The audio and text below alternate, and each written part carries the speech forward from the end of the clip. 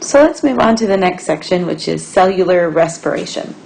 So in this section, we're going to take a look at cellular respiration and why it's important, why do cells need to do it, and we're going to look at the two ways that our cells do respire, either aerobically or anaerobically, and we're going to see what that means.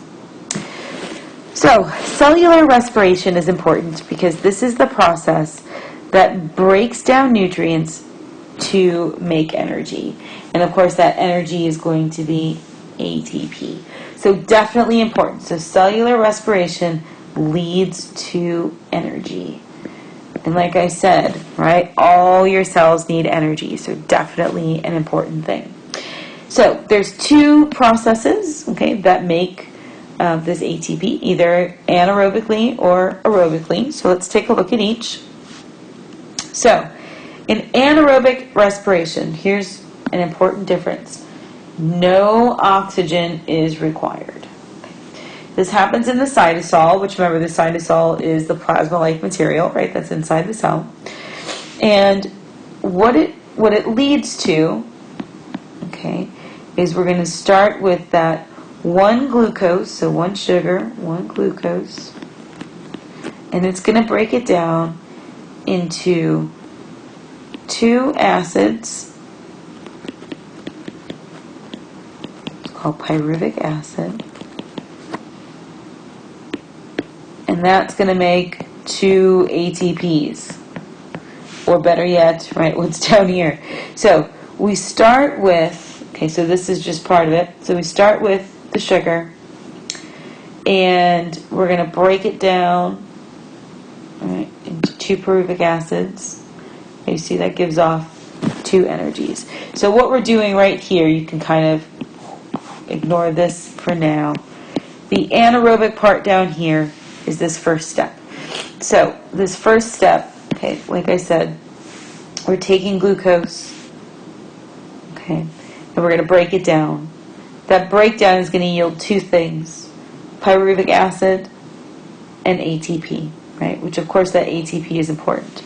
So the number here that's important to remember is anaerobic equals 2 ATPs. If we look at the aerobic portion, okay, here, this part requires oxygen. So we take that pyruvic acid, okay, and we're going to break it down even further. As we add the oxygen to this pyruvic acid, we're going to yield one carbon dioxide, which guess what you do with that, right? You exhale it, and a little bit of water, but here's the important thing. We get 34 to 36 ATP. So the aerobic yield 34 to 36 ATP. So there's a lot more energy here. And guess where this happens?